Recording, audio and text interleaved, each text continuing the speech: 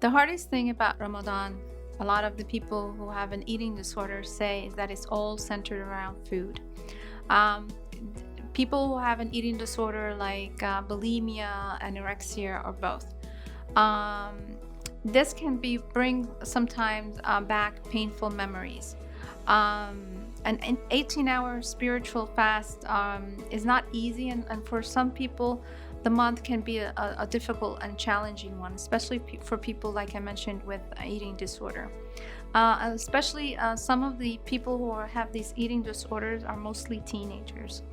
And one young lady that was interviewed mentioned that the hardest thing about Ramadan is that it's all centered around food. For her, the fast in the day is easier. It's at night that it's more difficult when families gather after 18 hours of fasting to break the fast. Um, this particular teenager, she explains that the problem for her was that she was eating at night and then very early the next morning. In a space of 5 or 6 hours, that's all you can eat until your next fast begins. So it feels like a binge. So of course it's not a binge, as your body needs that energy to fast the next day. She says it's important that people with this kind of condition realize that they don't have to fast if they are unwell. So for example, last year, this young girl, she didn't fast, and it was a difficult decision because, her faith is important to her, and to realize that fasting might be making it hard for her recovery was actually the right decision for her to do. But actually, this year she decided to fast on some days. She explains that she felt a lot of the feelings that she felt surrounded food, and the guilt and the shame of not being in control. She had to fight quite hard the urge to make herself sick. So, what are some the things that you can do during Ramadan to reduce this pressure if you're recovering from bulimia or anorexia? Confiding in a close relative that you trust is an important start, as well as speaking to Muslim doctors about fasting during Ramadan can really help tremendously. Most imams will tell you that any sort of worship where health becomes an issue, that worship has to stop.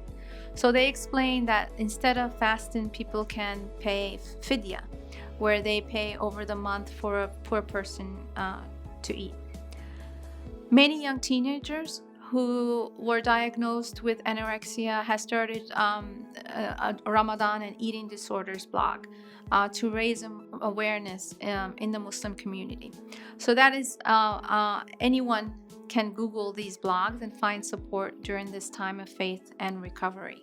Fasting is a huge part of eating disorders, and there is added social pressure because people come together to eat in the evenings.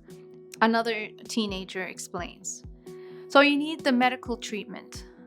You have to go to your doctor, get support from the Muslim community, and find the mentioned blogs and how people might be dealing with these issues during an important holy month like Ramadan.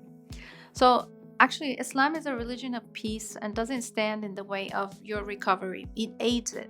So anyone suffering with bulimia, anorexia should realize that not fasting doesn't make you a bad person. It makes you a good one.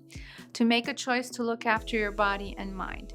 If you're worried about pressure of Ramadan with bulimia or anorexia, you're not alone. You can get support by your community, Muslim doctors, like I mentioned, speaking to a local counselor on the phone, or contact anyone for a one-to-one counselor chat, or by email.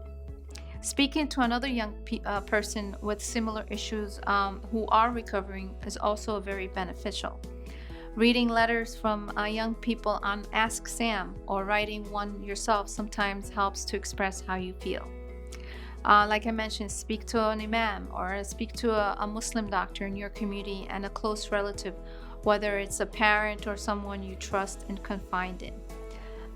This is a very big issue in the Muslim community, and you don't have to be embarrassed, or you don't have to hide and go through the pressures alone.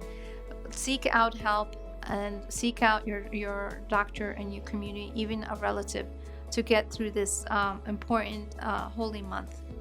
Ramadan Kareem.